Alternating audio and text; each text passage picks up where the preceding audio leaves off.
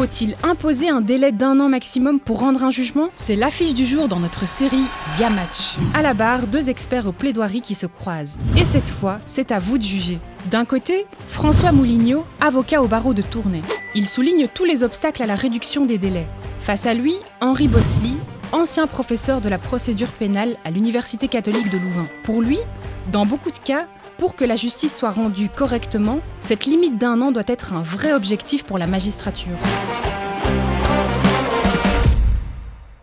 La proposition de faire juger les délits dans un délai d'1 an, elle se justifie parce que on ne peut pas laisser des personnes qui sont accusées par la justice, qui font l'objet peut-être d'arrestations, de saisies, de perquisitions, on ne peut pas les laisser dans cette incertitude avec une sorte de sanction, sans dire le mot, qui pèse sur elles. Il faut, dans un délai, on leur dise « vous êtes coupable » ou « vous êtes innocent ». Si vous êtes coupable, voilà quelle est la sanction. En tant qu'avocat et en tant que citoyen, j'ai évidemment envie aussi de raccourcir au maximum les délais judiciaires. Mais il y a un mais, et il y en a même plusieurs. Le premier mais, et il est d'envergure, il est structurel et il est budgétaire. Pourquoi? Eh bien parce qu'en Belgique, aujourd'hui, 0,3% du PIB sont alloués à la justice. Il faut savoir qu'en Allemagne, pour 100 000 habitants, il y a 24 magistrats. En Belgique, pour le même nombre d'habitants, il y a 14 magistrats. Ce sous-effectif chronique en Belgique pose un problème de fond récurrent puisque le cadre légal n'est même pas complet dans certains arrondissements judiciaires. À partir du moment où les magistrats ne sont pas assez nombreux, cela génère de manière systémique un retard dans le traitement des dossiers. Pour qu'une sanction pénale soit efficace, il y a un intérêt à ce qu'elle intervienne pas trop tard par rapport à la date des faits. Il ne faut pas qu'il y ait de précipitation dans ce domaine-là, mais il ne faut pas non plus traîner parce que l'auteur de l'infraction aura refait sa vie et puis la sanction tombe, elle tombe trop tard, elle désarticule les projets qui ont été mis au point et elle apparaît alors comme dépourvue de justification. Il y a également un autre mais, toujours en matière pénale, dans les dossiers d'ampleur. La catastrophe de Guy Languien, par exemple, ne peut pas être résolue d'un point de vue judiciaire en 1 an. C'est strictement impossible. Ce procès a pris plusieurs années et c'est normal. Il y a d'innombrables devoirs d'enquête à effectuer. Il faut entendre une série importante de témoins. Il faut mettre en œuvre des actes judiciaires spécifiques. Tout cela, évidemment, ne peut pas se faire sous la pression temporelle. La justice doit être rendue de manière sereine et chacun a le droit de pouvoir exprimer son point de vue et d'être entendu par le système judiciaire.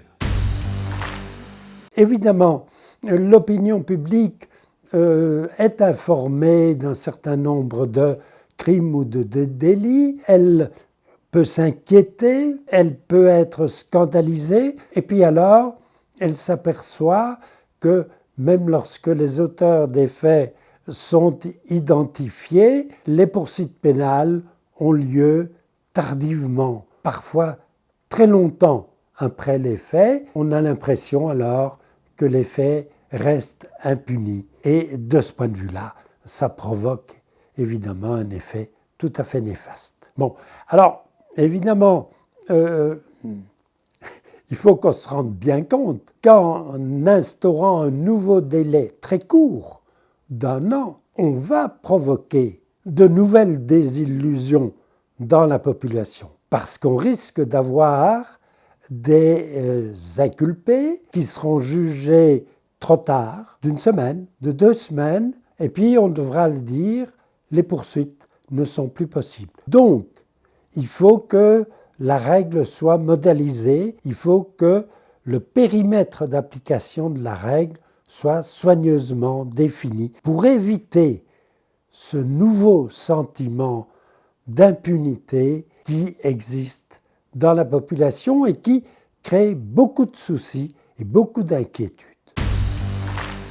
Il y a également un autre mais. Ce mais est relatif aux procédures devant la cour d'assises. En effet, dans le cadre de ces procès, qui déjà, devant la cour d'assises, prennent plusieurs jours et parfois plus d'une semaine, il y a tout un travail en amont, un travail d'instruction, d'enquête, de devoirs préliminaires, d'expertise psychiatrique, balistique, d'audition de témoins. Tout cela prend du temps. Et il est normal dans ce type de procès que la bonne administration de la justice soit garantie.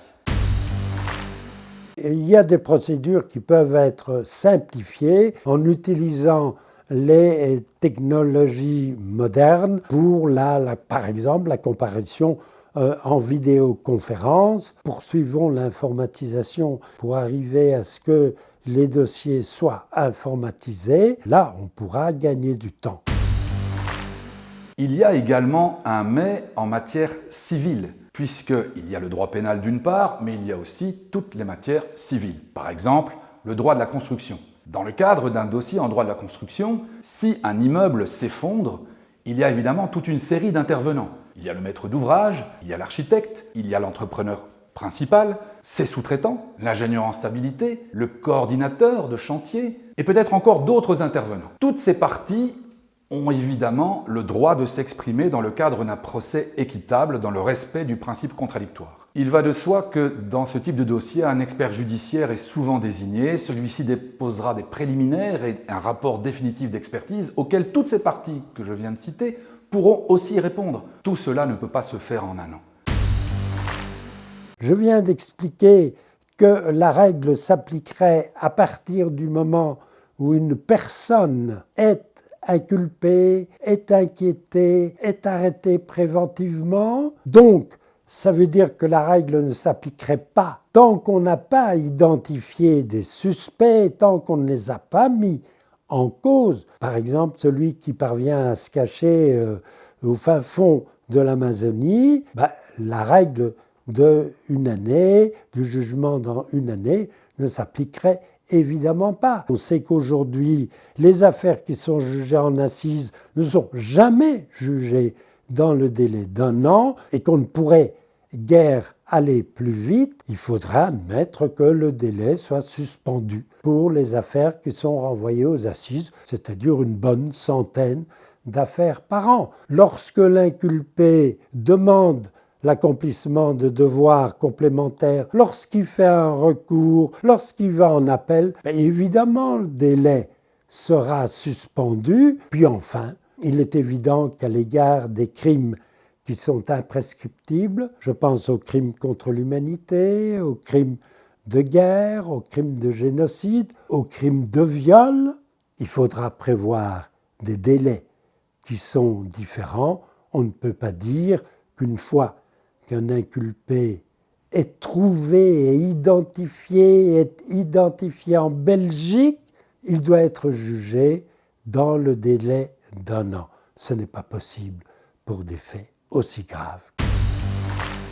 Il va de soi que pour toute une série d'autres dossiers plus simples, notamment devant le tribunal correctionnel, mais aussi devant les justices de paix, les tribunaux de première instance, les tribunaux de police, là, on peut revoir effectivement les délais et faire en sorte de les réduire. Mais pour cela, comme je l'ai dit au début, il faut plus de moyens humains et techniques. Pour conclure, je souhaiterais ici rappeler que Montesquieu a toujours défendu, dans le cadre d'un état de droit, la nécessité absolue d'avoir 3 pouvoirs équilibrés. Le pouvoir législatif, le pouvoir exécutif et le pouvoir judiciaire. Tocqueville l'a rappelé aussi ultérieurement. Ces grands penseurs de la théorie générale de l'État avaient bien compris la nécessité des équilibres des pouvoirs. Or, dans un état de droit, si on limite la part de contribution financière de celui-ci à 0,3% de son produit intérieur brut, on a comme un sentiment de malaise. Il faut clairement que cela devienne un choix de société de faire en sorte que la justice soit financée à la hauteur qu'elle mérite, à savoir à la hauteur d'un des 3 piliers d'un État démocratique digne de ce nom.